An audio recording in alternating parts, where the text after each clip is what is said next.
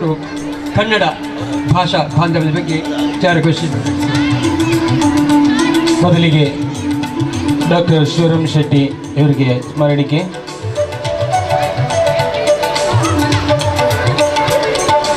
Vishwanath ಬದಿಕನ್, doctor Vishwanath ಬದಿಕನ್ ಅವರಿಗೆ, ತದನಂತರ ಶ್ರೀಮತಿ ಉಷಲತಾ ಸರಪಾಡಿ ಅವರಿಗೆ. ಒಂದು ಸಲ ನಮಗೆ ಭಾಷೆ ಬರುತ್ತೆ ಅಂತ ಆದಮೇಲೆ ಅದು ಬೇರೆ ಇದು ಬೇರೆ ಅನ್ನುವ ಪ್ರಶ್ನೆ ಇರೋದಿಲ್ಲ. ನಮ್ಮಲ್ಲಿ ದೊಡ್ಡವರಲ್ಲಿ ಇರುವಂಥ ಕೆಲವೊಂದು ಪರಿಪಾಠ. ನಾವು ಕ್ವಾರ್ಟರ್ಸಲ್ಲಿ ವಾಸ ಮಾಡ್ತೀವಿ. ನಾನು ಹಾಸನದಲ್ಲಿದ್ದೆ. ನಮ್ಮ ಮನೆಗೆ 3-4 ಕನ್ನಡ ಪೇಪರ್ ಬರ್ತಿತ್ತು.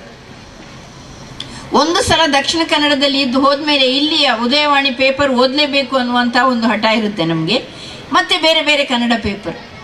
ನನ್ನ ಎದುರುಗಡೆ ಮನೆಯಲ್ಲಿ ನಮ್ಮ ಒಬ್ಬರು MTS ಸ್ಟಾಫ್ ಇದ್ದರು. ಅವ್ರ ಮನೆಗೆ ಇಂಗ್ಲೀಷ್ ಪೇಪರ್ ಬರ್ತಿತ್ತು. ಅವ್ರ ಮನೆಯಲ್ಲಿ ಮಕ್ಕಳಿದ್ರು. ಒಂದು ದಿವಸ ಅವ್ರ ಮನೆಯ ಹುಡುಗಿ ಕೇಳ್ತಾ ಇದ್ಲು, ಮೇಡಮ್ ನೀವು ಆಕಾಶವಾಣಿಯಲ್ಲಿ ಆಫೀಸರ್ ಅಂತ ಕೇಳಿದ್ದೀನಿ, ಇಂಗ್ಲೀಷ್ ಎಲ್ಲ ಮಾತಾಡಲಿಕ್ಕೆ ಬರುತ್ತಂತೆ, ಮತ್ತು ಯಾಕೆ ನೀವು ಕನ್ನಡ ಪೇಪರ್ ಓದ್ತೀರಿ ಅಂತ. ಇದು ನಾವು ಮಕ್ಕಳಲ್ಲಿ ಹುಟ್ಟಿಸಿರುವಂಥ ಭ್ರಮೆ. ಅದೇ ವಿಷಯ ತುಳುವಿಗೂ ಅನ್ವಯ ಆಗುತ್ತೆ. ನಮ್ಮ ಅಕಾಡೆಮಿಯ ಅಧ್ಯಕ್ಷರು ಭಂಡಾರಿ ಅವರು ಮೊನ್ನೆ ಹೇಳ್ತಿದ್ರು, ಎಷ್ಟೋ ಸಲ ತುಳು ಮಾತಾಡುವ ಮಕ್ಕಳು ಮನೆಯಲ್ಲಿ ಇಂಗ್ಲೀಷನ್ನೇ ಮಾತಾಡಬೇಕು ಅಂತ ಒತ್ತಾಯಿಸುವಂಥ ಒಂದು ಪರಿಸರ ಇದೆ ಈಗ ಅಂತ. ಒತ್ತಾಯಪೂರ್ವಕವಾಗಿ ತಪ್ಪಾಗಿ ಇಂಗ್ಲೀಷನ್ನೇ ಮಾತಾಡ್ತಾರೆ ಹೊರತು ಮನೆಯ ಮಾತನ್ನು ಆಡೋದಿಲ್ಲ. ಏನಾಗುತ್ತೆ? ಇದಕ್ಕೊಂದು ಬಹಳ ಒಳ್ಳೆಯ ಉದಾಹರಣೆ ನಾನು ಕೊಡ್ತೇನೆ. ನಾನು ಸ್ವಲ್ಪ ಕಾಲ ಜರ್ಮನಿಗೆ ಹೋಗಿದ್ದೆ. ಅಲ್ಲಿ ನಾವು ಎಲ್ಲರೂ ಇಂಗ್ಲೀಷನ್ನು ಯಾಕಂದರೆ 12 ದೇಶದವರಿದ್ವಿ. ನಮಗೆಲ್ಲರಿಗೂ ಅರ್ಥ ಆಗುವ ಏಕೈಕ ಭಾಷೆ ಮಾತಾಡ್ಲಿಕ್ಕೆ ಬರೋದು ಅಂದರೆ ಇಂಗ್ಲೀಷಲ್ಲೇ ಮಾತಾಡ್ತಿದ್ವಿ. ಜರ್ಮನಿಯ ಒಂದು ಪ್ರದೇಶದಲ್ಲಿ ಒಂದು ದೊಡ್ಡ ಮಹಾತ್ಮ ಗಾಂಧಿಯವರ ಮ್ಯೂಸಿಯಂ ಇದೆ. ನಾನು ಸೀರೆ ಉಟ್ಕೊಂಡಿದ್ದೆ. ಆ ದಿನ ಸೀರೆ ಉಟ್ಕೊಂಡು ನಾವು ಒಬ್ಬೊಬ್ಬರು ಒಂದೊಂದು ಕಡೆ ಅಡ್ಡಾಡ್ತಿದ್ವಿ. ಒಬ್ಬರು ಸೀರೆ ಉಟ್ಟ ಮಹಿಳೆ ನನ್ನನ್ನು ನೋಡಿದ್ರು. ನನ್ನ ನೋಡಿ ಹತ್ರ ಬಂದರು. ಕರ್ನಾಟಕದವರಾ ಅಂತ ಕೇಳಿದರು ನನ್ನ ಸೀರೆ ಮತ್ತು ಸೀರೆ ಉಟ್ಟ ಸ್ಟೈಲಿಗೆ. ಹೌದು ಅಂತ ಹೇಳಿದೆ. ಬೆಂಗಳೂರಾ ಅಂದರು. ಅಲ್ಲ ಅಂದೆ. ಮಂಗಳೂರಾ ಅಂದರು. ಹೌದು ಅಂತ ನಾನು ತಲೆ ಎಲ್ಲಾಡಿಸಿದ್ರಲ್ಲಿ ನನ್ನನ್ನು ಎತ್ತಿ 1 ರೌಂಡ್ 3 ರೌಂಡ್ ಹೀಗೆ ತಿರುಗಾಡಿಸಿ ಎಲ್ಲ ಮಾಡಿ ಅವರು ದಕ್ಷಿಣ ಕನ್ನಡದವರು. ನಮ್ಮ ಮಕ್ಕಳೇ ಅಂತ ಕೇಳಿದರು. ಅಂದು ಅಂತ ಎಷ್ಟು ಸಂತೋಷ ಆದದ್ದು ಅಂದರೆ, ಒಂದು 10 ವರ್ಷದಿಂದ ಅವರು ಭಾರತಕ್ಕೆ ಬಂದಿರಲಿಲ್ಲ. ಇನ್ನು ತುಳುವಿಗೆ ನಮ್ಮ ದಕ್ಷಿಣ ಕನ್ನಡಕ್ಕೆ ಬರೋ ಪ್ರಶ್ನೆ ಇಲ್ಲ, ಅವ್ರು ಬಂದೇ ಇರಲಿಲ್ಲ. ಅಲ್ಲಿಯ ವಿದೇಶದವರನ್ನು ಒಬ್ಬರನ್ನು ಮದುವೆ ಆಗಿದ್ದಾರೆ. ಸಾಫ್ಟ್ ಡಾಲ್ ಮಾಡ್ತಾರೆ ಅವರು, ಈ ಮಕ್ಕಳ ಆಟದ. ನಮ್ಮ ಜೊತೆ ಇದ್ದ ಅಷ್ಟೂ ಜನರಿಗೂ ನಾನಿವತ್ತು ನಮ್ಮೂರಿನ ಒಬ್ಬರನ್ನು ಭೇಟಿಯಾಗಿದ್ದೇನೆ. ನಾನು ಉತ್ತರ ಕೊಟ್ಟದು ಕಡಿಮೆ, ಅವರೇ ತುಳುವಿನಲ್ಲಿ ಎಷ್ಟು ಮಾತಾಡಿದರು ಅಂದರೆ, ನೀವು ಯಾಕಿಷ್ಟು ಮಾತಾಡ್ತಿದ್ದೀರಿ ಅಂತ ಕೇಳಿದೆ. ನಾನು ಹೀಗೆ ಮಾತಾಡಿದರೆ ಈ ದೇಶದಲ್ಲಿ ಯಾರಿಗೆ ಅರ್ಥ ಆಗಬೇಕು ಹೇಳಿ? ಅದಕ್ಕೆ ನಿಮ್ಮ ಉತ್ತರಕ್ಕಿಂತ ನನಗೆ ಮಾತಾಡಲಿಕ್ಕೆ ಒಂದು ಅವಕಾಶ ಸಿಕ್ಕಿದೆ. ನಾನು ಹ್ಯಾವ್ ಟು ಟಾಕ್ ಅಂತ. ಅಂದರೆ ಬೇರೆ ದೇಶದಲ್ಲಿ ಹೋದಾಗ ನಮ್ಮ ವಾತಾವರಣ ನಮಗೆ ಅರ್ಥ ಆಗುತ್ತೆ. ಆದರೆ ನಮ್ಮವರೇ ಎಷ್ಟೋ ಜನ ಬಾಂಬೆಯಲ್ಲಿ ಹೋಗಿ ಹಿಂದಿ ಮಾತಾಡಿದ ಮೇಲೆ ಇಲ್ಲಿ ಅವರನ್ನು ಕರೆದ್ರೆ, ನನಗೆ ಹಿಂದಿ ಬರುತ್ತೆ, ಕನ್ನಡದ ಫ್ಲೂಯೆನ್ಸಿ ತುಳುವಿನ ಫ್ಲೂಯೆನ್ಸಿ ಹೋಗ್ಬಿಟ್ಟಿದೆ ಅಂತ ಹೇಳುವವರನ್ನು ನೋಡಿದ್ದೇನೆ. ಹಾಗಾಗಿ ನಾವು ಮಾತಾಡಬೇಕು, ಮಕ್ಕಳಿಗೆ ಮನೆಯಲ್ಲಿ ತುಳುವಲ್ಲಿ ಮಾತಾಡ್ಲಿಕ್ಕೆ ಬಿಡಬೇಕು, ನಾವು ತುಳುವಿನಲ್ಲಿ ಮಾತಾಡಬೇಕು. ಮತ್ತು ಇತ್ತೀಚಿನ ದಿನಗಳಲ್ಲಿ ನಾವು ಆಡುವ ಭಾಷೆಗೂ ನಮ್ಮ ಜಾತಿ ಮತ ಧರ್ಮಕ್ಕೂ ಒಂದು ರೀತಿಯ ಅಂಟಿಸುವಂಥ ಒಂದು ಕೆಲಸ ನಡೀತದೆ. ನಾವು ತುಳುವಿನಲ್ಲಿ ಯಾವ ಪ್ರಕಾರದ ತುಳು ಮಾತಾಡ್ತೀವಿ ಅಂತ ನೋಡಿಕೊಂಡು ಅದಕ್ಕೆ ಸರಿಯಾಗಿ ಇವರು ಇರಬಹುದಾ ಅಂತ ಊಹಿಸುವ ಪ್ರಯತ್ನಗಳು ನಡೀತವೆ. ಒಂದು ಭಾಷೆಯ, ಅದು ತುಳು ಇರಲಿ ಕನ್ನಡ ಇರಲಿ, ಅದರ ಎಲ್ಲ, ಅದು ಕುಂದಗನ್ನಡ ಆದರೆ ಕುಂದಗನ್ನಡ, ಶೂದ್ರ ತುಳು ಆದರೆ ಶೂದ್ರ ತುಳು, ಶಿವಳ್ಳಿ ತುಳು, ಏನೇನು ವ್ಯತ್ಯಾಸ ಎಲ್ಲವನ್ನು ಮಾತಾಡಲಿಕ್ಕೆ ಸಾಧ್ಯ. ಆದರೆ ಅಂಥ ಸಾಧ್ಯತೆ ಇರುವವರು ಇದ್ದಾರೆ. ನಾವಂಥ ವಾತಾವರಣ ಕೊಡಬೇಕು. ಯಾವ ಭಾಷೆಯನ್ನು ಮಾತಾಡಿದರೂ ಅದರಿಂದ ಮೇಲಿರಿಮೆ ಅಥವಾ ಕೀಳಿರಿಮೆ, ಅದಕ್ಕೆ ಹೆಚ್ಚು ಅಥವಾ ಕಡಿಮೆ ಅನ್ನೋ ಭಾವವನ್ನು ನಾವು ಅಂಟಿಸ್ಕೊಳ್ತಾ ಹೋದರೆ ನಾವು ಕನ್ನಡವನ್ನು ಮರೀತೇವೆ, ತುಳುವನ್ನು ಮರೀತೇವೆ, ಬಾಂಧವ್ಯದ ಪ್ರಶ್ನೆ ದೂರ ಉಳಿಯುತ್ತದೆ. ಇತ್ತೀಚೆಗೆ ಶಾಲೆಗಳಲ್ಲಿ ನನಗೆ ತುಂಬ ಖುಷಿಯಾಯಿತು. ಶಾಲೆಗಳಲ್ಲಿ ಸ್ಕೂಲ್ ಡೇ ನಡೆಯುತ್ತೆ. ಅವರು ಏನು ಮಾಡ್ತಾರೆ ಅಂತ ನೋಡಿ ನೀವು. ಎಲ್ಲ ಸಿನಿಮಾ ಹಾಡುಗಳಿಗೆ ಸುಮ್ಮನೆ ಕೈಯಾಡಿಸೋದು, ಅದು ನೃತ್ಯವೂ ಅಲ್ಲ. ಮಕ್ಕಳಿಗೆ ಅವರು ಆಡುವ ಬೇರೆ ಬೇರೆ ಭಾಷೆಗಳಲ್ಲಿ ಏನೇನು ಲಭ್ಯ ಇದೆ ಅಂಥ ಸಾಂಸ್ಕೃತಿಕ ಚಟುವಟಿಕೆಗಳನ್ನು ಮಕ್ಕಳ ಕೈಯಲ್ಲಿ ಮಾಡಿಸಿ. ಎಲ್ಲವನ್ನು ಎಲ್ಲ ಮಕ್ಕಳು ಮಾಡಲಿ. ಅಲ್ಲಿ ಧರ್ಮ, ಭಾಷೆ, ಜಾತಿಯ ಪರಿಭಾವನೆ ಇಲ್ಲದೆ ಎಲ್ಲ ಮಕ್ಕಳು ಅದನ್ನು ಕಲೀಲಿ. ನನಗೆ ಈ ಸಲ ಏನು ಶಾರದಾ ಮೆರವಣಿಗೆ ಆಯಿತು, ನಾವು ಅದರ ನೇರ ಪ್ರಸಾರ ಮಾಡ್ತಿದ್ವಿ. ನನಗೆ ತುಂಬ ಸಂತೋಷ ಆದಂದರೆ ಹುಲಿ ವೇಷವನ್ನು ಮಹಿಳೆಯರು ಪುರುಷರು ಮಾಡಿದರು. ಆ್ಯಂಕರಿಂಗ್ ಮಾಡೋರು ಹೇಳ್ತಾ ಇದ್ರು, ಮೊದಲಿಗೆ ಅದನ್ನು ದೇವಾಡಿಗರು ಆರಂಭಿಸಿದರು, ಈಗ ಎಲ್ಲರೂ ಮಾಡ್ತಾರೆ. ನನಗೆ ಗೊತ್ತಿರುವ ಬೇರೆ ಬೇರೆ ಜಾತಿಯವರು ಅದರಲ್ಲಿ ಇದ್ದರು. ನನಗೆ ತುಂಬ ಇದು ಸಾಧ್ಯ ಆಗಬೇಕು. ನಿಜವಾಗ್ಲೂ ನಮ್ಮೊಳಗೆ ನಾವು ಕಂಪಾರ್ಟ್ಮೆಂಟ್ ಮಾಡ್ತಿದ್ದೀವಿ, ಆ ಕಂಪಾರ್ಟ್ಮೆಂಟ್ ಸಹಜವಾಗಿಲ್ಲ, ವಿಭಜನೆ ಇಲ್ಲ, ಒಂದೇ ಕಣ್ಣಿನಿಂದ ಎಲ್ಲವನ್ನು ಗ್ರಹಿಸಲಿಕ್ಕೆ ಸಾಧ್ಯ ಆಗಬೇಕು. ಈಗ ದಫ್ ಕುಣಿತದಲ್ಲಿ ಅವರು ಎಲ್ಲ ಹಾಡಿ ಮಧ್ಯದಲ್ಲಿ ಕನ್ನಡದಲ್ಲಿ ನಾವು ಭಾರತೀಯರು ಅಂತ ಹೇಳ್ತಾ ಇದ್ರು. ಇತ್ತೀಚೆಗೆ ಧರ್ಮಸ್ಥಳದಲ್ಲಿ ಲಕ್ಷದೀಪೋತ್ಸವದಲ್ಲಿ ಧರ್ಮ ಸಾಮರಸ್ಯದ ಸಾಹಿತ್ಯ ಸಮ್ಮೇಳನದಲ್ಲಿ ಒಬ್ಬರು ಸೂಫಿ ಸಂತರು ಮಾತಾಡ್ತಿದ್ರು, ಇಬ್ರಾಹಿಂ ಸುತಾರ್. ಭಾರತೀಯರು ಅಂದರೆ ಅರ್ಥ ಏನು ಅಂತ. ಭಾ ಅಂದರೆ ಪರಮಾತ್ಮ, ರತೀಯರು ಅಂತಂದರೆ ಪ್ರೇಮಿಸುವವರು. ನಾವು ಪರಮಾತ್ಮನನ್ನು ಪ್ರೇಮಿಸುವವರು. ನಾವೆಲ್ಲರೂ ಪರಮಾತ್ಮನನ್ನು, ನಮ್ಮ ದೇವರಿಗೆ ನಮ್ಮದೇ ಹೆಸರು ನಾವು ಕೊಟ್ಟಿರ್ತೀವಿ. ನಾನು ಉಷಾಲತಾ, ಅವರು ಡಾಕ್ಟರ್ ಶಿವರಾಮ ಶೆಟ್ಟಿ, ಎಲ್ರಿಗೂ ಒಂದೇ ಹೆಸರು ಸಾಧ್ಯ ಇಲ್ಲ. ಅವರು ನಾಡಿ ಸೋಜ, ಹಾಗೆ ನಮ್ಮ ದೇವರಿಗೆ ಬೇರೆ ಬೇರೆ ಹೆಸರು. ಆದರೆ ನಾವೆಲ್ಲರೂ ದೇವರನ್ನು ಪ್ರೀತಿಸುವವರು, ಅದಕ್ಕೆ ನಾವು ಭಾರತೀಯರು. ಅದಕ್ಕೆ ನೇರು ಸಾಧ್ಯತೆಗಳನ್ನು ಅಂಟಿಸ್ಕೊಳ್ಬಾರ್ದು. ಬಾಲ್ಯದಿಂದಲೇ ಮಕ್ಕಳಿಗೆ ಇಂತಹ ತುಂಬ ವ್ಯಾಪಕವಾದ, ವಿಸ್ತಾರವಾದ ಮತ್ತು ಎಲ್ಲರನ್ನೂ ಒಟ್ಟಿಗೆ ಬದುಕಲಿಕ್ಕೆ ಬಿಡುವಂಥ ಅರ್ಥಗಳನ್ನು ಕೊಡೋದು ಸಾಧ್ಯ ಆದರೆ ನಾವು ಭಾಷಾ ಬಾಂಧವ್ಯವನ್ನು ಬೆಳೆಸಲಿಕ್ಕೆ ಸಾಧ್ಯ. ಒಂದೇ ದಾರಿ, ಎಷ್ಟು ಸಾಧ್ಯನೋ ಅಷ್ಟು ಭಾಷೆಗಳನ್ನು ಕಲಿಬೇಕು. ತುಳುವು ಕನ್ನಡವು ಎರಡು ತುಂಬ ಚೆಂದ ಮಾತಾಡಲಿಕ್ಕೆ ಬಂದರೆ ಅದು ನಮ್ಮನ್ನು ಬೆಸೆಯುವ ಒಂದು ಫೌಂಡೇಶನ್, ಅದು ಬೇಸ್ಮೆಂಟ್. ಅದರ ಮೇಲೆ ಎಲ್ಲವೂ. ತುಳು ಹಬ್ಬಗಳನ್ನು ನಾವು ಆಚರಿಸಲಿಕ್ಕೆ, ಅಥವಾ ದೀಪಾವಳಿಯನ್ನು ಹೇಗೆ ಆಚರಿಸ್ತೀವಿ, ಹೊಸ ಹೊಸ ರೀತಿಯಲ್ಲಿ ಆಚರಿಸ್ತೇವೆ.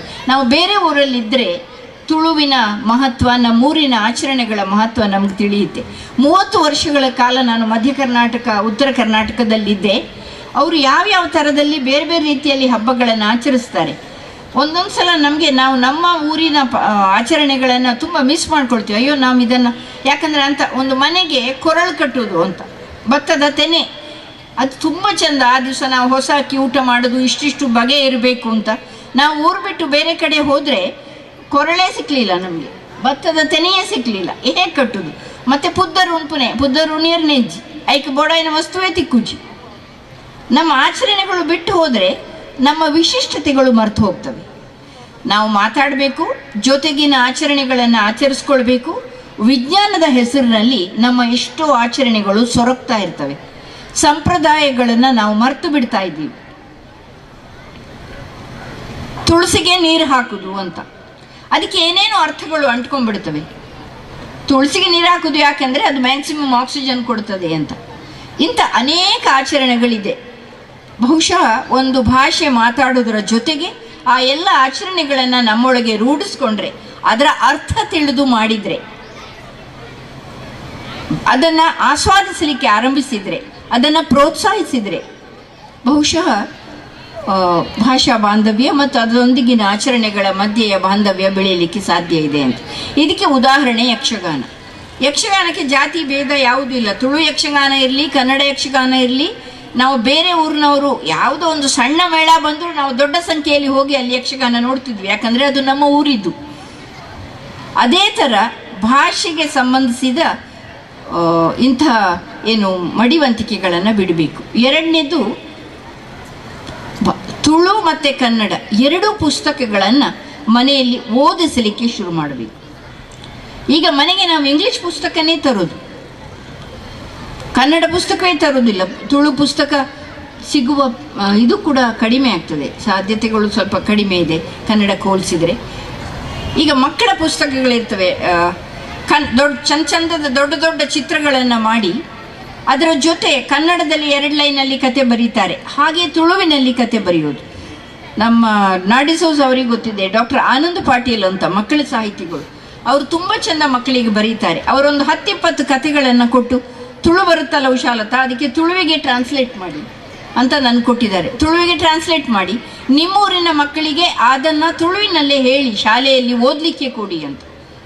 ಲಾಂಗ್ ವೇ ಟು ಗೋ, ನಾವಿನ್ನು ಟ್ರಾನ್ಸ್ಲೇಟ್ ಮಾಡೋ ಹಂತದಲ್ಲೇ ಇದ್ದೇವೆ. ಅದನ್ನು ಅಂಥ ಪ್ರಯತ್ನಗಳು ಕೂಡ ಆಗಬೇಕು. ಈಗ ತುಂಬ ತುಳುವಿಂದ ಕನ್ನಡಕ್ಕೆ, ಕನ್ನಡದಿಂದ ತುಳುವಿಗೆ ಮೊದಲಿಗೆ ಹೋಲಿಸಿದರೆ ಟ್ರಾನ್ಸ್ಲೇಷನ್ಗಳು, ಅನುವಾದಗಳು ನಡೀತಾ ಇದ್ದಾವೆ. ನಮ್ಮ ಮಕ್ಕಳಿಗೆ ಅದನ್ನು ಓದಿಸ್ಬೇಕು. ಎಷ್ಟೊಂದು ನಮ್ಮ ತುಳುವಿನ ಪಾಡ್ದನಗಳಿದ್ದಾವೆ.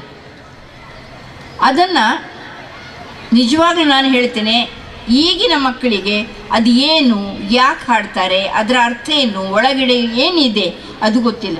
ನಾವು ಆಕಾಶವಾಣಿಯಿಂದ ಬಹಳ ದೊಡ್ಡ, ಇಡೀ ದೇಶದ ಎಲ್ಲ ಆಕಾಶವಾಣಿ ಕೇಂದ್ರಗಳು ಅಲ್ಲಿಯ ವಿಶೇಷದ ಎಲ್ಲ ಭಾಷೆಗಳಲ್ಲಿ ಲಭ್ಯ ಇರುವ ಇಂತಹ ಆಚರಣೆಗಳಿಗೆ ಸಂಬಂಧಿಸಿದ, ಸಂಸ್ಕಾರಗಳಿಗೆ ಸಂಬಂಧಿಸಿದ ಪದ್ಯಗಳನ್ನು ಸಂಗ್ರಹಿಸಿ ಅದನ್ನು ಹಾಡಿಸಿ ಅದರ ವಿಡಿಯೋ ಮಾಡಿ ಅದರ ಅರ್ಥ ಬರೆದು ಅದಕ್ಕೇನಾದರೂ ಸಂಗೀತದ ತಾಳ ಲಯ ಹಾಕ್ಲಿಕ್ಕೆ ಸಾಧ್ಯ ಆದರೆ ಅದನ್ನು ಮಾಡಿ ಎಲ್ಲ ಸೇರಿಸಿ ಅದು ಕೇಳಲಿಕ್ಕೆ ಆಡಿಯೋ ರೂಪದಲ್ಲೂ ಸಿಗಬೇಕು, ವಿಡಿಯೋ ರೂಪದಲ್ಲೂ ಸಿಗಬೇಕು, ಪುಸ್ತಕ ರೂಪದಲ್ಲಿ ಸಿಗಬೇಕು. ಅದರ ಇಂಗ್ಲೀಷ್, ಹಿಂದಿ, ಕನ್ನಡ, ಕನ್ನಡದಲ್ಲಿದ್ದರೆ ಕನ್ನಡ ಇಲ್ಲ, ಈಗ ತುಳು ಪದ್ಯಗಳು, ಕೊಂಕಣಿ ಪದ್ಯಗಳಾದರೆ ಅದರ ಕನ್ನಡ ಟ್ರಾನ್ಸ್ಲೇಷನ್ ಇಷ್ಟು ಮಾಡಬೇಕು ಅಂತ ಮಂಗಳೂರಿನಲ್ಲಿ ಬಹಳ ಒಳ್ಳೆಯ ಪಾಡ್ದನಗಳನ್ನು ತುಂಬ ಅಂಥ ಕೆಲಸಗಳನ್ನು ಮಾಡಿದ್ದಾರೆ. ಈಗ ಅದು ಪ್ರಿಂಟ್ ಆಗ್ತಾ ಇದೆ, ಒಂದು ಕಾಪಿ ಬಂದಿದೆ ಅಷ್ಟೇ. ಈಗ ನಮ್ಮ ಮಕ್ಕಳಿಗೆ ಇಂಥದ್ದು ಲಭ್ಯ ಆಗಬೇಕು, ಕೇಳಲಿಕ್ಕೆ ಲಭ್ಯ ಆಗಬೇಕು. ಬಹುಶಃ ಭಾಷಾ ಬಾಂಧವ್ಯವನ್ನು ನೆಲೆಗಟ್ಟುವ ನೆಲೆಯಲ್ಲಿ ನಮ್ಮ ಆಕಾಶವಾಣಿಯಲ್ಲಿ ತುಂಬ ಕೆಲಸ ಆಗುತ್ತೆ. ನಮ್ಮ ತುಳು ಕಾರ್ಯಕ್ರಮಗಳು, ಕನ್ನಡ ಮಾತಾಡುವವರು, ತುಳು ಮಾತಾಡುವವರು, ಕೊಂಕಣಿ ಮಾತಾಡುವವರು, ಬ್ಯಾರಿ ಮಾತಾಡುವವರು ಎಲ್ಲರೂ ಅದನ್ನು ಕೇಳ್ತಾರೆ. ಅಲ್ಲಿ ನಮ್ಮ ಸಾಹಿತ್ಯದ ಬಗ್ಗೆ, ತುಳು ಸಂಸ್ಕೃತಿಯ ಬಗ್ಗೆ, ತುಳು ಪಾಡ್ದನಗಳ ಬಗ್ಗೆ, ತುಳು ಆಚರಣೆಗಳ ಬಗ್ಗೆ, ಕೋಲದ ಬಗ್ಗೆ, ದೈವದ ಬಗ್ಗೆ, ಅದನ್ನು ಭೂತ ಕಟ್ಟುವವರ ಜೊತೆ ಮಾತುಕತೆ, ಹೀಗೆ ಏನೇನೋ ವಿಸ್ತಾರವಾದ ಕಾರ್ಯಕ್ರಮಗಳನ್ನು ಮಾತುಕತೆಯ ರೂಪದಲ್ಲಿ, ಹಾಡಿನ ರೂಪದಲ್ಲಿ, ಪದರಂಗೀತ ಅಂತ ರೂಪದಲ್ಲಿ ನಾವು ಪ್ರಸಾರ ಮಾಡ್ತೀವಿ.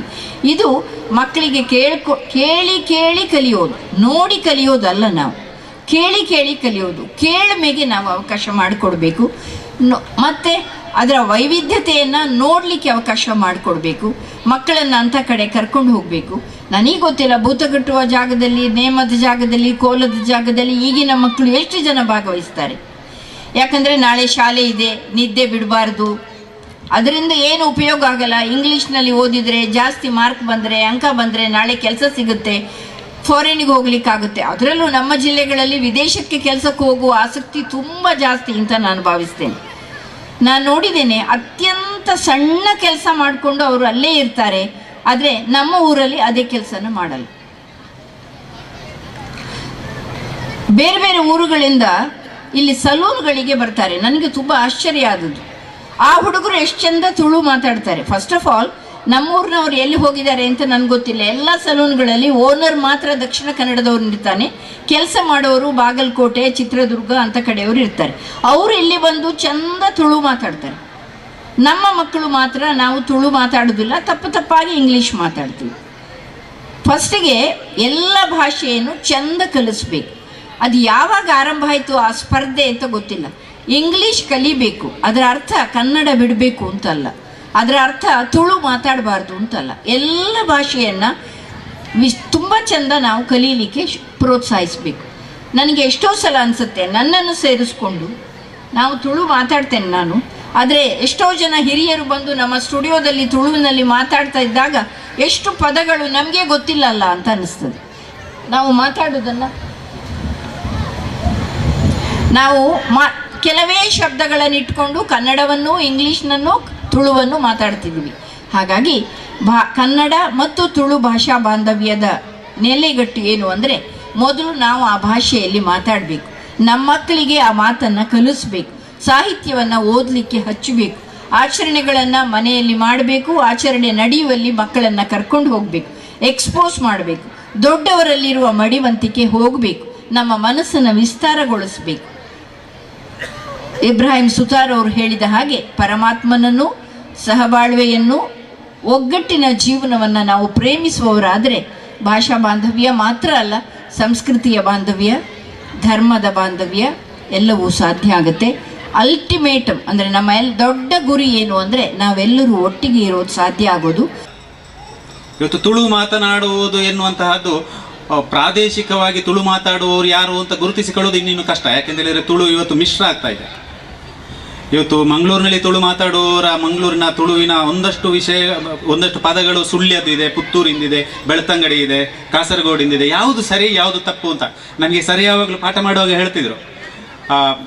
ಕೆಲವು ಈಗ ಭಾಷಾ ವಿಜ್ಞಾನದ ಪ್ರಕಾರ, ಭಾಷೆಯ ಪ್ರಕಾರ ನೀವು ಒಂದು ಪ್ರದೇಶದ ತುಳುವನ್ನು ತಗೊಂಡ್ರೆ ಆ ತುಳುವಿನಲ್ಲಿ ವಿಶೇಷತೆ ಇದೆ. ಈಗ ನಮ್ಮ ಕಡೆಯಲ್ಲಿ ತಾರೈ, ಸಾರಗೆ, ಚಾರಗೆ, ಹಾರಗೆ, ಆರಗೆ, ಈ ಥರದ ಅದಕ್ಕೆ ಒಂದೊಂದು ರೀತಿಯ ಅದನ್ನು ಬದುಕುವಂತಹ ಜನರು ಸಹ ಇದ್ರು, ಅಥವಾ ಒಂದು ಕಮ್ಯುನಿಟಿಯವರು ಅದನ್ನು ಮಾತಾಡ್ತಿದ್ರು, ಒಂದು ಸಮುದಾಯದವರು ಮಾತಾಡ್ತಿದ್ರು. ಇವತ್ತು ಆ ಥರದ ಸಮುದಾಯವನ್ನು ನಾವು ವಿಭಾಗ ಮಾಡಿ ನೋಡುವಂತಹ ಕಾಲ ಹೊರಟೋಗಿದೆ. ನಾವು ಅದನ್ನು ಇವತ್ತು ಈ ಜಾತಿಯವರು ಈ ಭಾಷೆ ಮಾತಾಡ್ತಾರೆ, ಇವರದು ಇದು ನಮ್ಮದೇ ತುಳು, ಇದು ನಿಮ್ಮದೇ ತುಳು, ಇದು ನಮ್ಮದೇ ಕನ್ನಡ, ಇದು ನಿಮ್ಮದೇ ಕನ್ನಡ ಅಂತ ಹೇಳುವಂತಹ ಕಾಲ ಹೊರಟೋಗಿದೆ. ಯಾಕೆಂದರೆ ಇವತ್ತು ನಾವು ಎಲ್ಲವನ್ನು ಸಹ ಒಂದೇ ರೂಪದಲ್ಲಿ ನೋಡಿಕೊಳ್ಳುವಂತಹ ಕಾಲ ಬಂದಿದೆ. ಅಂಥದ್ದರಲ್ಲಿ ನಾವು ಕನ್ನಡವನ್ನು, ತುಳುವನ್ನು ಹೇಗೆ ಮಕ್ಕಳಿಗೆ ಹೇಳಿಕೊಡ್ಬೇಕೆನ್ನುವಂಥದ್ದು ಇವತ್ತು ಒಂದು ರೀತಿಯ ಒಂದು ಚಾಲೆಂಜ್ ನಮಗೆ. ಯಾಕೆ ಅಂತ ಹೇಳಿದರೆ, ನಮ್ಮ ಎದುರುಗಡೆ ಈ ರೀತಿಯ ಒಂದು ಒತ್ತಡ ಇದ್ದಾಗ, ನನಗೆ ನನ್ನ ಅನುಭವಕ್ಕೆ ಬಂದ ಹಾಗೆ, ನಾನು ಕಾಲೇಜಿನಲ್ಲಿ ಪಾಠ ಮಾಡುವ ನನ್ನ ವಿದ್ಯಾರ್ಥಿಗಳಿಗೆ ಕನ್ನಡವನ್ನು ನಾವು ಡಿಕ್ಟೇಷನ್ ಮಾಡಿದರೆ 100 ಹೇಳಿದರೆ ಅದರಲ್ಲಿ ಒಂದು 10 ಸರಿ ಬರೆಯುವವರು ಇಲ್ಲ. ಯಾಕಂದರೆ ಅವರು ಇಂಗ್ಲೀಷಿಗೆ ಪರಿವರ್ತನೆಯಾಗಿದ್ದಾರೆ. ಹಾಗೆ ಅಂತ ಹೇಳಿ ಆ ಮಕ್ಕಳಲ್ಲಿ ನೀವು ನಿಮ್ಮ ಮನೆಯಲ್ಲಿ ಮಾತನಾಡುವ ಭಾಷೆ ಯಾವುದು ಅಂತ ಕೇಳಿದರೆ ಕನ್ನಡ ಅಂತ ಹೇಳ್ತಾರೆ ಅವರು, ಅಥವಾ ತುಳು ಅಂತ ಹೇಳ್ತಾರೆ, ಅಥವಾ ಕೊಂಕಣಿ ಅಂತ ಹೇಳ್ತಾರೆ. ಹಾಗಾದರೆ ತುಳು, ಕೊಂಕಣಿ ಅಥವಾ ಕನ್ನಡ ಮಾತನಾಡುವವರಿಗೆ ಕನ್ನಡ ಯಾಕೆ ಬರಲಿಕ್ಕೆ ಆಗೋದಿಲ್ಲ? ಇನ್ನು ತುಳು ಬರೆಯುವುದು ಬಿಡಿ, ಯಾಕಂದರೆ ತುಳುವನ್ನು ಬರೆಯುವಾಗ ನಾವು ಕನ್ನಡ ಲಿಪಿಯಲ್ಲಿ ಬರಿತಾ ಇದ್ದೇವೆ. ತುಳು ಲಿಪಿ ನಮಗೆ ಬಳಕೆಯಲ್ಲಿ ಬರಲೇ ಇಲ್ಲ. ಬಂದರೂ ಸಹ ಅದನ್ನು ನಾವು ಇನ್ನೂ ನಮ್ಮ ಕಾಲಕ್ಕೆ ಆಗಲಿಕ್ಕಿಲ್ಲ. ಇನ್ನು ಹೊಸ ತಲೆಮಾರಿಗೆ ಏನಾದರೂ ಬರಬೇಕು, ಶಾಲೆಯಲ್ಲೆಲ್ಲ ತುಳು ಕಲಿತು ಏನಾದರೂ ಬರೀಲಿಕ್ಕೆ ಶುರು ಮಾಡಬೇಕು. ಅಂದರೆ ಏನಾಯಿತು, ನಾವಿವತ್ತು ಭಾಷಾ ಬಾಂಧವ್ಯವನ್ನು ಬೆಳೆಸಿಕೊಳ್ಬೇಕಾದಂತಹ ಈ ಕಾಲದಲ್ಲಿ ನಮಗೆ ಒಂದಷ್ಟು ಗೊಂದಲಗಳಿವೆ, ಹೇಳಿಕೊಡುವವರಿಗೆ ಮತ್ತು ಕಲಿಯುವವರಿಗೆ. ಇನ್ನು ತಂದೆ ತಾಯಿಗಳಿಗೆ, ನಾವು ಶಾಲೆಯಲ್ಲಿ ಪಾಠ ಮಾಡೋರಿಗೆ ಈ ಸಮಸ್ಯೆ ಇದ್ದರೆ, ತಂದೆ ತಾಯಿಗಳ ಸಮಸ್ಯೆ ಏನಂದರೆ, ಎನ್ನ ಮಗೆ ಅಮೇರಿಕಾಡು ಕೊಡು, ಎನ್ನ ಮಗೆ ನಾನೊಂಜಿ ದೇಶಡು ಮಲ್ಲ ಜನ ಅದು ಬರೋಡು, ಈ ಥರದ ಒಂದು ಆಲೋಚನೆ ಮಾಡಿ ಅವರು ಇಂಗ್ಲೀಷ್ ಮೀಡಿಯಮಿಗೆ ಕಳಿಸ್ತಾರೆ. ಇನ್ನು ಇಂಗ್ಲೀಷ್ ಮೀಡಿಯಂನವರ ಸ್ಥಿತಿ ಹೇಗಿದೆ ಅಂತ ಆಗಲೇ ಅಲ್ಲಿ ಪ್ರಸ್ತಾಪ ಮಾಡಿದರು. ಈ ಕನ್ನಡ ಮೀಡಿಯಂ ಸ್ಕೂಲ್ಗಳಿಗೆ ಇಂಗ್ಲೀಷ್ ಮೀಡಿಯಂ ಸ್ಕೂಲ್ಗಳಿಗೆ ಏನು ವ್ಯತ್ಯಾಸ ಅಂತ. ಯಾವುದೇ ಕನ್ನಡ ಮೀಡಿಯಂ ಸ್ಕೂಲ್ಗಳನ್ನು ಒಂದು ಗ್ರಾಂಟಿನ್ ಏಡಲ್ಲಿ ಯಾವ ಸ್ಕೂಲು ಸಹ ನಡೆಸ್ತಾ ಇಲ್ಲ. ಇದು ನಮ್ಮಲ್ಲಿ ಇರುವ ಸತ್ಯ. ಯಾಕಂದರೆ ಗ್ರಾಂಟಿನ್ ಏಡ್ ಸ್ಕೂಲ್ಗಳೆಲ್ಲ ಮುಚ್ಚಿವೆ, ಅಲ್ಲಿ ಕನ್ನಡ ಮಕ್ಕಳು ಬರುವುದಿಲ್ಲ. ನಾವೇ ಅಲೋಷಿಯಸ್ ಕಾಲೇಜಲ್ಲಿ ನೋಡ್ತಾ ಇದ್ದೇವೆ, ಅಲ್ಲಿ ಕನ್ನಡ ಮೀಡಿಯಂ ಅಂತ ಒಂದು ಬ್ಯಾಚ್ ಇತ್ತು, ಅದು ಮುಚ್ಚಿದೆ ಅಲ್ಲಿ ಅಲ್ಲಿ ಲೆಕ್ಚರ್ಗಳು ಬೇರೆ ಕಡೆ ಕಳಿಸಿದ್ದಾರೆ. ಇನ್ನು ಇಂಗ್ಲೀಷ್ ಮೀಡಿಯಂನ ಸಂಖ್ಯೆ ಜಾಸ್ತಿ ಆಗ್ತಾ ಇದೆ, ಜನರು ಸಹ ಜಾಸ್ತಿ ಆಗಿದೆ. ಯಾಕೆ ಅಂತ, ಯಾಕಂದರೆ ಇವತ್ತು ನೋಡಿ, ನೀವು ಎಲ್ಲ ನಮ್ಮ ರೂಟ್ನಲ್ಲಿ ನೋಡಿ, ರೋಡ್ನಲ್ಲಿ ಬೆಳಿಗ್ಗೆ 7 ಗಂಟೆಯಿಂದ ತುಂಬ ಹಳದಿ ಬಸ್ಸುಗಳು ಓಡ್ತಾರೆ. ಎಲ್ಲಿ ಓಡ್ತಾರೆ ಅಂತ, ಅವರೆಲ್ಲರೂ ಸಹ ಎಲ್ಲರ ಮನೆ ಬಾಗಿಲಿಗೆ ಓಡ್ತಾರೆ. ಯಾಕೆ ಓಡ್ತಾರೆ? ಅಲ್ಲಿಂದ ಜನ ಕರ್ಕೊಂಡು ಬರ್ತಾರೆ. ಜನ ಕರ್ಕೊಂಡು ಬರೋದು ಎಲ್ಲಿಗೆ? ಇದೇ ಈ ಮೀಡಿಯಮ್ಗೆ ಕರ್ಕೊಂಡು ಬರಲಿಕ್ಕೆ. ಅಂದರೆ ನಾವು ಮಾಧ್ಯಮ ನಮಗೆ ಸಮಸ್ಯೆ ಅಲ್ಲ, ಆದರೆ ಮಾಧ್ಯಮ ಹೇಗಾಗಿದೆ ಅಂತ ಹೇಳಿದರೆ, ಇವತ್ತು ಎಜುಕೇಷನ್ ಎನ್ನುವಂತಹದ್ದು ಒಂದು ವ್ಯಾಪಾರ ಆದ ಕಾರಣಕ್ಕಾಗಿಯೋ, ಅಥವಾ ಎಜುಕೇಷನ್ ಎನ್ನುವಂತಹ ಸಿಸ್ಟಮ್ ಈ ಥರವೇ ನಾವು ಓದಿಸಿದರೆ ಮಾತ್ರ ನಮ್ಮ ಮಕ್ಕಳು ದೊಡ್ಡವರಾಗ್ತಾರೆ ಅಥವಾ ದೊಡ್ಡ ವ್ಯಕ್ತಿಗಳಾಗ್ತಾರೆ ಅಂತ ಗುರುತಿಸಿಕೊಳ್ಳೋದ್ರಿಂದಲೋ ನಾವಿವತ್ತು ಅದರಿಂದ ಸ್ವಲ್ಪ ದೂರ ಇದ್ದೇವೆ.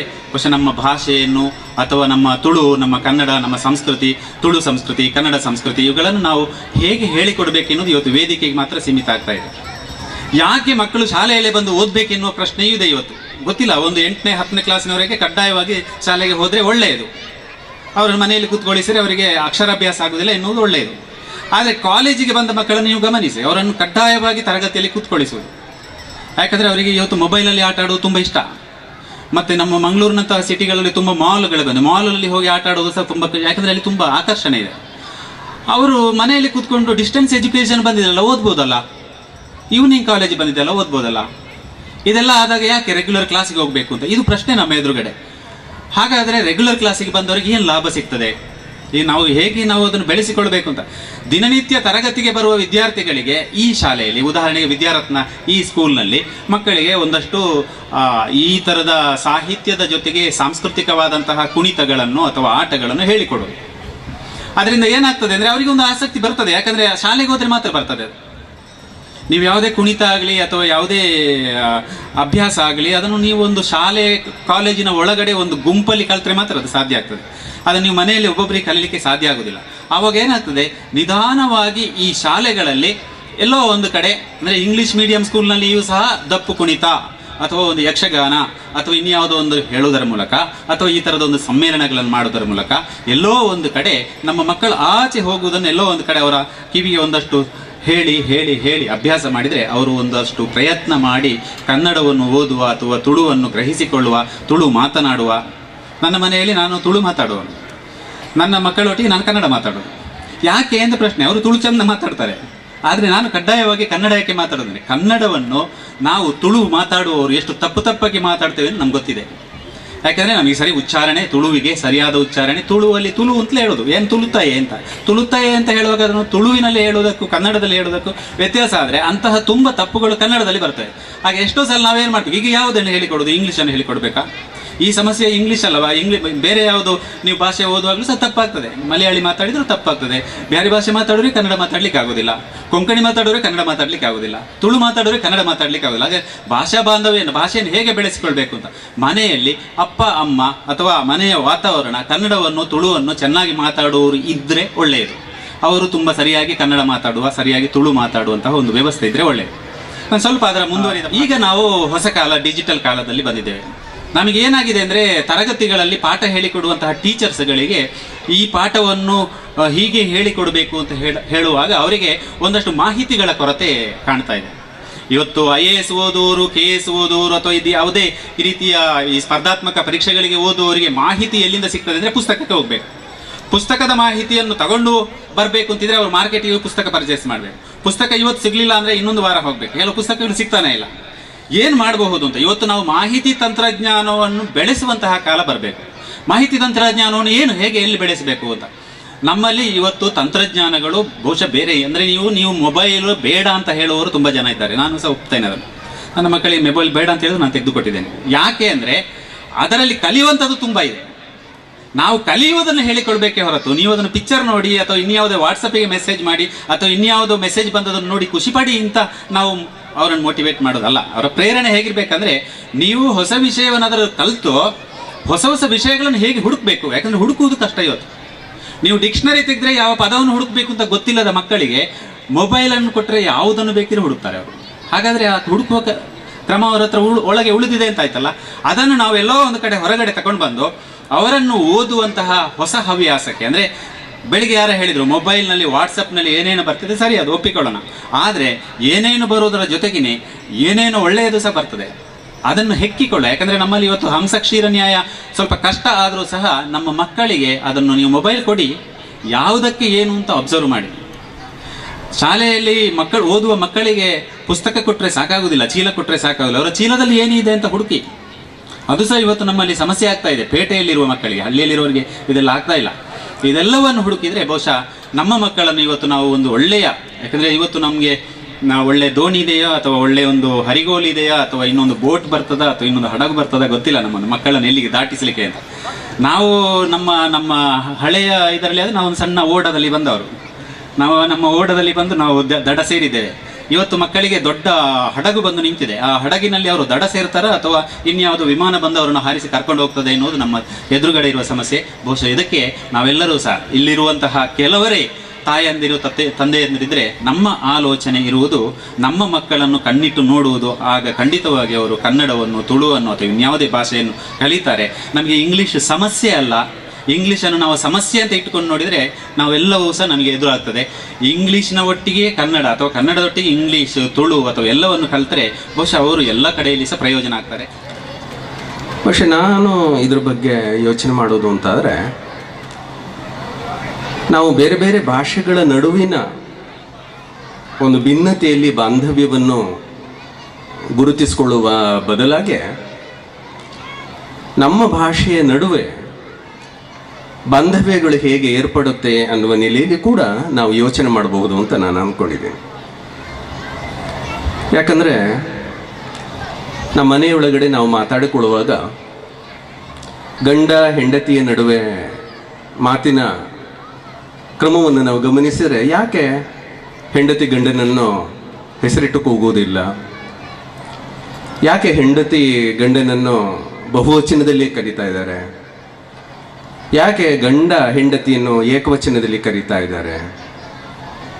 ಸೊ ಈ ಥರದಲ್ಲಿ ಯೋಚನೆ ಮಾಡಿದರೆ ಬೇರೆ ಬೇರೆ ಭಾಷೆಗಳ ನಡುವಿನ ಒಂದು ಬಾಂಧವ್ಯದ ನೆಲೆಗಳನ್ನು ಗುರುತಿಸಿಕೊಳ್ಳುವ ಜೊತೆಗೇನೆ ಒಂದೇ ಭಾಷೆಯ ಒಳಗಡೆ ಯಾವ ಬಗೆಯ ಬಾಂಧವ್ಯಗಳು ಏರ್ಪಡ್ತಾ ಇದೆ, ಆ ಬಗೆಯ ಬಾಂಧವ್ಯವನ್ನು ಒಂದು ಭಾಷೆಯ ರಚನೆ ಅಥವಾ ಭಾಷೆಯ ರೂಪ ಹೇಗೆ ನಿರ್ವಹಿಸುತ್ತೆ ಅನ್ನುವುದನ್ನು ಕೂಡ ನಾವು ಯೋಚನೆ ಮಾಡಬೇಕಾಗಿದೆ.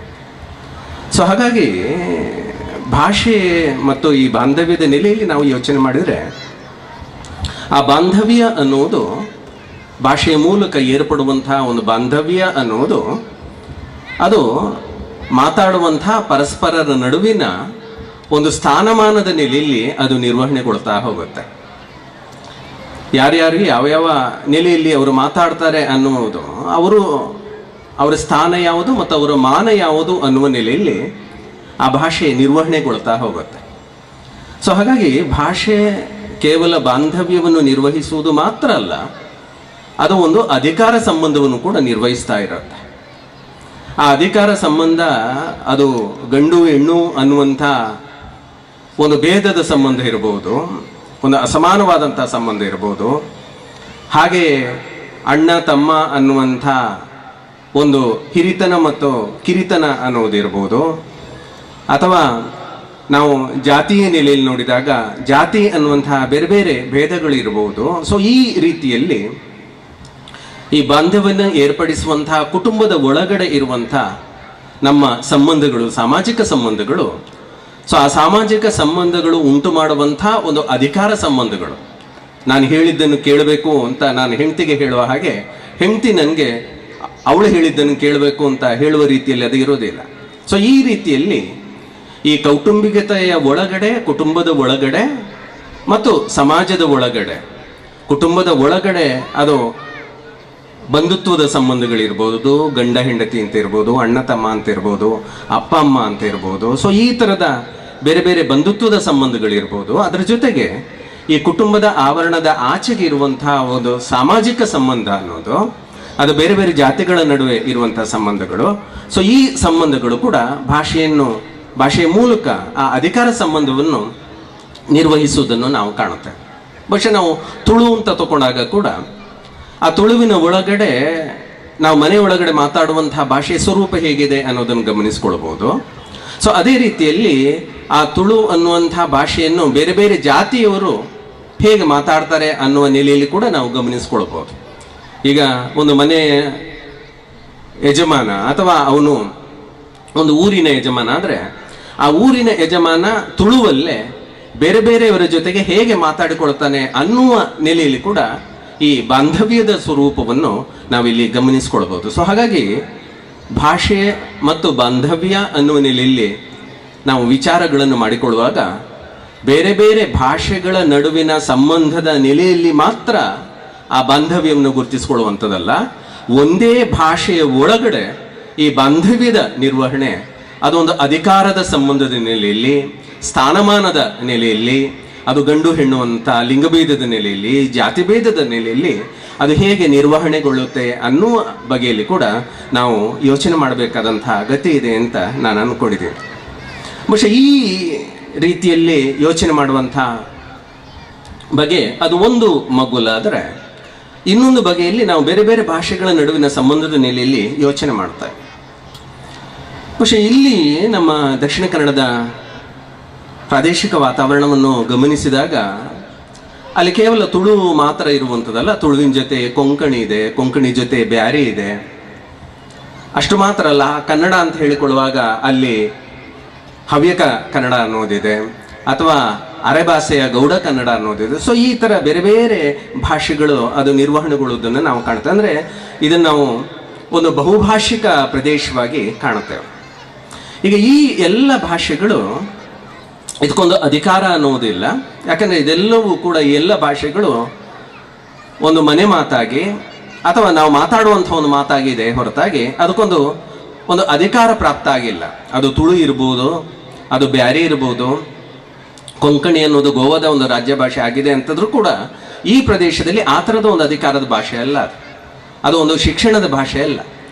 ಆದರೆ ಆ ಕಾರಣಕ್ಕಾಗಿ ಅದಕ್ಕೊಂದು ಯಜಮಾನಿಕೆಯ ಒಂದು ಸ್ಥಾನಮಾನ ಬಂದಿಲ್ಲ. ಸೊ ಹಾಗಾಗಿ ಈ ಬಗೆಯ ಆಡುರೂಪದಲ್ಲಿರುವಂತಹ ಈ ಭಾಷೆಗಳು ಅದು ಯಾವತ್ತೂ ಕೂಡ ಒಂದು ಅಧೀನವಾದಂತಹ ಭಾಷೆಗಳಾಗಿರುತ್ತೆ. ಸೊ ಈ ಅಧೀನವಾಗಿರುವಂತಹ ಭಾಷೆಗಳು ಯಾವುದಕ್ಕೆ ಅಧೀನ ಆಗಿರುತ್ತೆ ಅಂದರೆ, ಅದು ಯಾವುದು ಅಧಿಕಾರದ ಭಾಷೆ ಆಗಿರುತ್ತೋ ಅದು ಇವತ್ತು ರಾಜ್ಯದ ಒಳಗಡೆ ಕನ್ನಡ ಇರ್ಬೋದು, ಅಥವಾ ರಾಷ್ಟ್ರದ ನೆಲೆಯಲ್ಲಿ ಹಿಂದಿ ಇರ್ಬೋದು, ಅಥವಾ ಜಾಗತಿಕ ನೆಲೆಯಲ್ಲಿ ಇಂಗ್ಲಿಷ್ ಇರ್ಬೋದು. ಸೊ ಈ ಥರದ ಒಂದು ಯಜಮಾನಿಕ ಭಾಷೆಗಳ ನಡುವಿನ ಒಂದು ಅಧೀನತೆಯ ಒಂದು ಸಂಬಂಧವನ್ನು ಈ ಭಾಷೆಗಳೆಲ್ಲವೂ ಕೂಡ ಒಳಗೊಂಡಿದೆ. ಸೊ ಹಾಗಾಗಿ ನಾವು ಭಾಷಾ ಬಾಂಧವ್ಯದ ನೆಲೆಯಲ್ಲಿ ಯೋಚನೆ ಮಾಡಬೇಕಾದ್ರೆ ನಾವು ಮತ್ತೆ ಇಲ್ಲಿಯೂ ಕೂಡ ಬೇರೆ ಬೇರೆ ಭಾಷೆಗಳ ನಡುವಿನ ಒಂದು ಬಾಂಧವ್ಯದ ಸಂಬಂಧದ ನೆಲೆಯಲ್ಲಿ ಯೋಚನೆ ಮಾಡಿಕೊಳ್ಳುವ ಕೂಡ ಆ ಭಾಷೆಗಳ ನಡುವಿನ ಸಂಬಂಧ ಸ್ವರೂಪ ಏನು, ಅದು ಅಧೀನ ಭಾಷೆನೇ ಅಥವಾ ಅದು ಅಧಿಕಾರದ ಭಾಷೆನೇ ಅನ್ನುವಂಥ ಸೊ ಈ ಥರದ ಒಂದು ಪ್ರಶ್ನೆಯನ್ನು ಇಟ್ಟುಕೊಂಡು ನಾವಿಲ್ಲಿ ಯೋಚನೆ ಮಾಡಬೇಕಾಗಿದೆ. ಇದ್ರ ಬಗ್ಗೆ ನಾವು ಚಿಂತನೆ ಮಾಡಬೇಕಾಗಿದೆ. പക്ഷെ ಕೊನೆಯ ಹಂತಕ್ಕೆ ಬಂದು ನಾನು ಮಾತಾಡೋದಾದರೆ, പക്ഷെ ಇವತ್ತು ಭಾಷೆಯ ಬಗೆಗಿನ ಚಿಂತನೆಗಳು ಹೇಗೆ ಜಾಗತಿಕ ನೆಲೆಯಲ್ಲಿ ನಡೀತಾ ಇದೆ ಅಂದರೆ, ಸುಮಾರು 6,000ಕ್ಕೂ ಹೆಚ್ಚು ಭಾಷೆಗಳು ಜಗತ್ತಲ್ಲಿ ಇದೆ ಅಂತ ಹೇಳ್ತಾರೆ. ಆದರೆ ಈ 6,000 ಭಾಷೆಗಳಲ್ಲಿ ಒಂದು 50 ವರ್ಷ ಕಳೆದರೆ ಒಂದು 4,000 ಭಾಷೆಗಳು ಅವುಗಳು ಸತ್ತು ಹೋಗುತ್ತೆ ಅಂತ ಹೇಳ್ತಾ ಇದ್ದಾರೆ. ಅವೆಲ್ಲವೂ ಕೂಡ ಅಳಿದು ಹೋಗುತ್ತೆ ಅಂತ. ಅದರಲ್ಲೂ ಭಾರತದಲ್ಲಿ 780 ಭಾಷೆಗಳಿವೆ ಅಂತ ಹೇಳ್ತಾರೆ. ಈ 780 ಭಾಷೆಗಳಲ್ಲಿ ಸುಮಾರು 10 ವರ್ಷಗಳಲ್ಲಿ ಒಂದು 400 ಭಾಷೆಗಳು ಅವುಗಳು ಅಳಿವಿನಂಚಿಗೆ ಹೋಗುತ್ತೆ ಅಂತ ಹೇಳ್ತಾರೆ. ಸೊ ಹಾಗಾಗಿ ಇವತ್ತು ಈ ಭಾಷಾ ವೈವಿಧ್ಯವನ್ನು ನಾವು ಕಾಪಾಡಿಕೊಳ್ಬೇಕಾದಂತಹ ಅಗತ್ಯ ಇದೆ. ಅದನ್ನು ಕೇವಲ ಪರಸ್ಪರ ಬಾಂಧವ್ಯದಲ್ಲೇ ನಾವು ಕಾಪಾಡಿಕೊಳ್ಳೋದಲ್ಲ, ಅದನ್ನು ಅದರದೇ ಆದಂತಹ ಅನನ್ಯತೆಯಲ್ಲಿ, ಅದರದೇ ಆದಂಥ ಅಸ್ತಿತ್ವದಲ್ಲಿ, ಅದರದೇ ಆದಂಥ ಅಸ್ಮಿತೆಯಲ್ಲಿ ಅದನ್ನು ನಾವು ಕಾಪಾಡಿಕೊಳ್ಬೇಕಾದಂಥ ಅಗತ್ಯ ಇದೆ.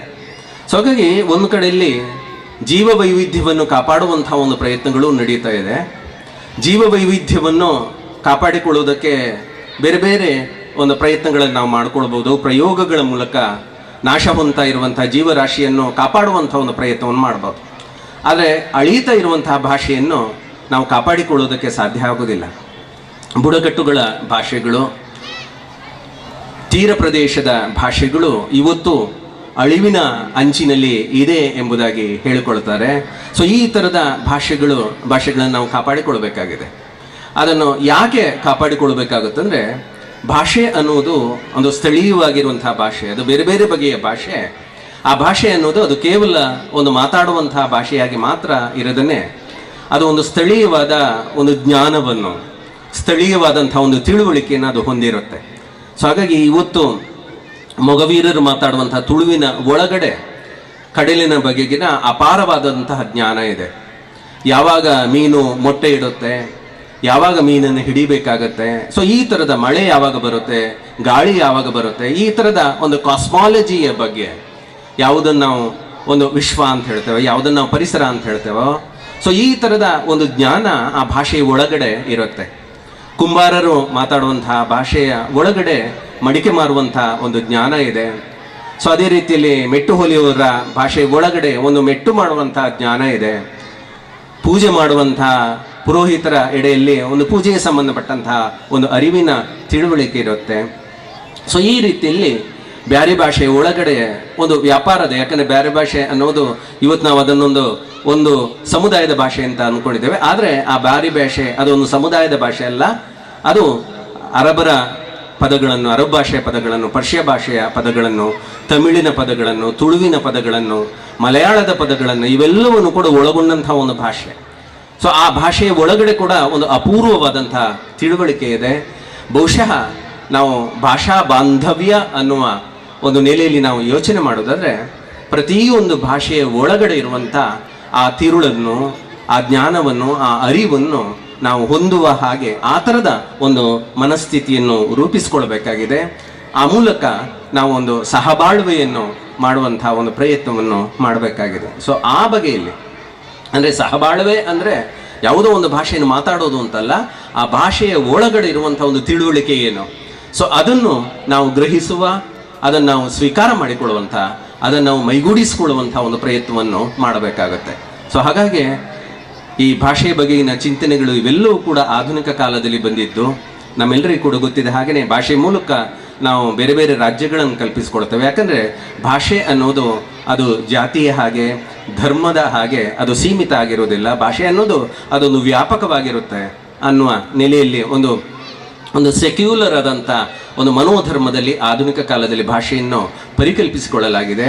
ಸೊ ಹಾಗಾಗಿ ಈ ಬಗೆಯ ಒಂದು ಭಾಷೆ ನಮ್ಮ ನಡುವೆ ಒಂದು ಪರಸ್ಪರ ಒಡನಾಟವನ್ನು ಮಾಡೋದು ಮಾತ್ರ ಅಲ್ಲ, ಒಂದು ಜ್ಞಾನದ ವಿನಿಮಯವನ್ನು ಕೂಡ ಮಾಡುವ ನೆಲೆಯಲ್ಲಿ ಆ ಬಗೆಯ ಒಂದು ಭಾಷಾ ಬಾಂಧವ್ಯವನ್ನು ನಾವು ಏರ್ಪಡಿಸಿಕೊಳ್ಬೇಕಾಗುತ್ತೆ ಅನ್ನುವ ಒಂದು ವಿಚಾರವನ್ನು ನಾನು ಈ ಗೋಷ್ಠಿಯಲ್ಲಿ ಮಂಡಿಸ್ತಾ ಇದ್ದೀನಿ.